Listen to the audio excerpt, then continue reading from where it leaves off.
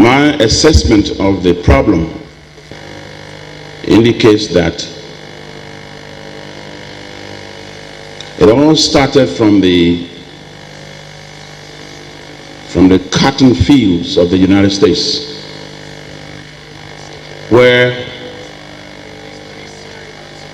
white slave masters had two categories of slaves: the house slave and the field slave. And I want you to please bear with me. Let me go through this. The connection to what happened from 1979 all the way to 2003, I will make that connection. So just bear with me a little while. The house slave and the field slave as the origin of Liberia's problem.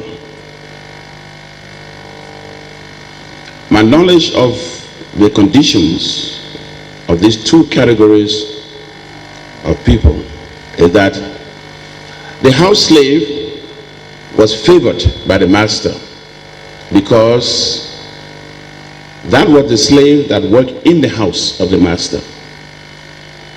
That was the slave that prepared the meals and cleaned the master's bedroom, looked after the master's children, attended to the master's guests, and accordingly had to be well-mannered, had to be schooled in the art of etiquette and protocol. Yes, the house slave was a slave, a black slave, but this black slave had to be cleaned up. And so it was more like a privileged slave compared to the field slave who had to remain outside, who had to take care of the fields, take care of the animals, do the farming, clean the yard, more or less the yard boy. The house slave, the field slave, didn't have to go to school much, just learn how to take care of the animals and how best to do the farming, and you'll be a good slave. These two slaves, at some point in time, became a problem for the master, and the master decided that it was time to get rid of them. And what the master did, both of them black, was to grant them freedom. Freedom not to enjoy in the United States, but freedom to be enjoyed in where they came from, in this case, Africa. And my little knowledge of history tells me that these two slaves, freed now, were put on a ship called the Elizabeth. I think there must have been 86 of them. And I will make the connection to this story to our time frame. Let me just establish the premise. Something happened on the Elizabeth. In my mind, that explains the Liberian conflict. On the Elizabeth, the deck of the ship had to be washed every 2 or 3 days. And of course, with 86 blacks on the ship, the washing of the deck had to be done by these slaves, these ex-slaves. And I believe also on that boat was Jehude Ashman, the man who is named after the street outside here, Ashman Street.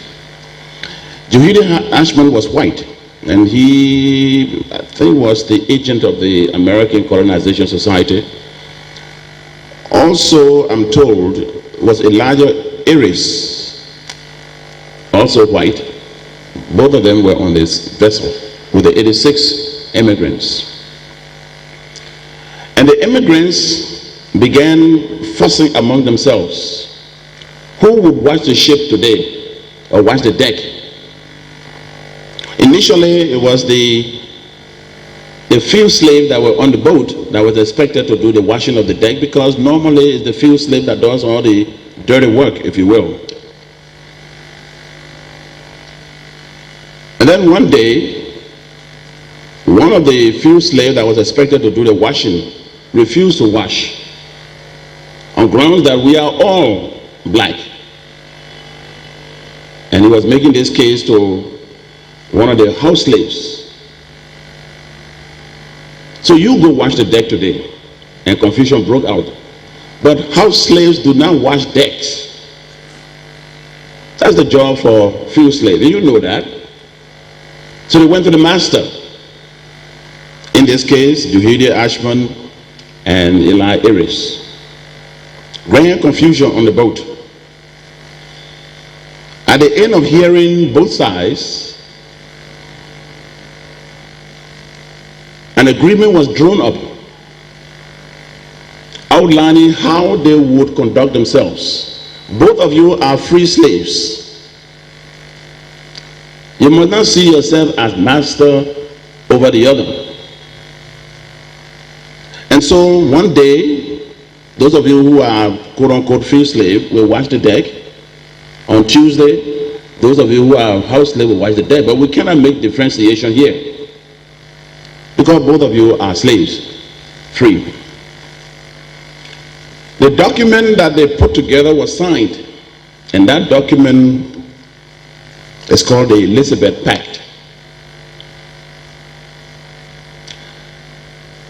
My history tells me that the Elizabeth Pact was the first constitution of Liberia, signed by, I believe, almost all the 86 as to how they would relate to one another. And after that, there was calm on the boat. They arrived and they began to interact on shore.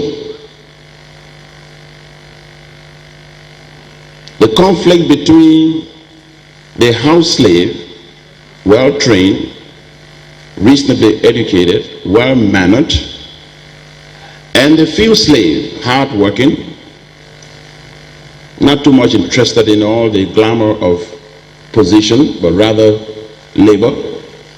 The conflict between them is the same conflict today. The house slave versus the field slave. A government was put together in Monrovia. At that time, they had a colony before they even went into the Commonwealth. Before we got to know who the citizens were, a government was organized.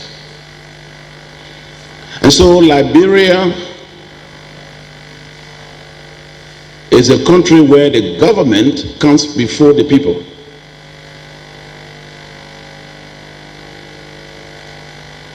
The government tells the people what to do,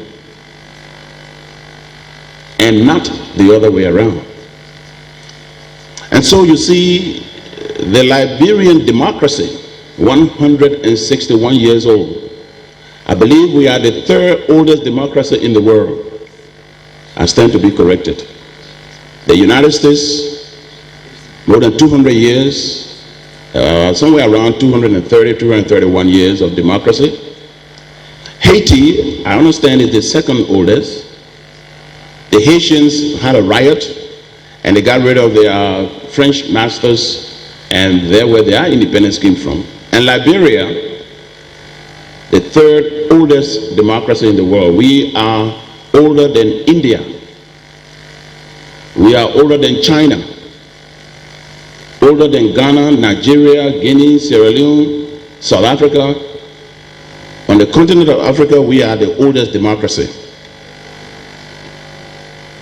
Of course, today when we speak, we say our young democracy, 161 years old, and you still a young democracy. That should tell you something.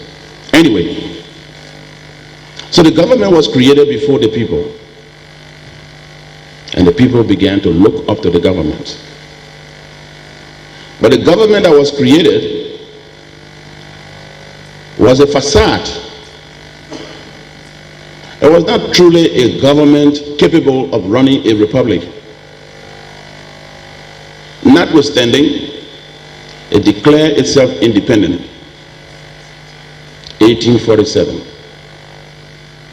And this independent republic was expecting its survival from the United States. Is there any difference today? After 161 years, can the government of Liberia administer the affairs of the state without expecting a survival from the United States? No.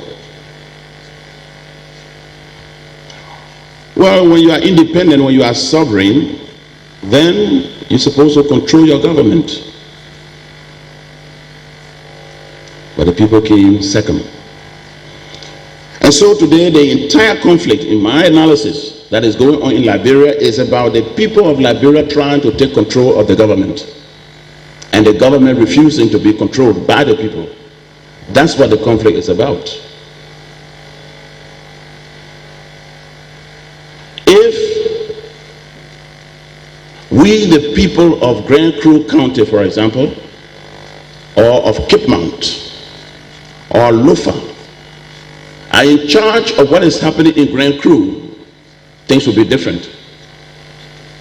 All the anger that we are feeling today is about the Liberian people instructing their government. The people of this country are not interested anymore in being instructed by the government. That's what the fight is about. Turn the thing around, let the people get in charge, government does what the people say, and the confusion is over. And until we do that, this conflict is not going to stop.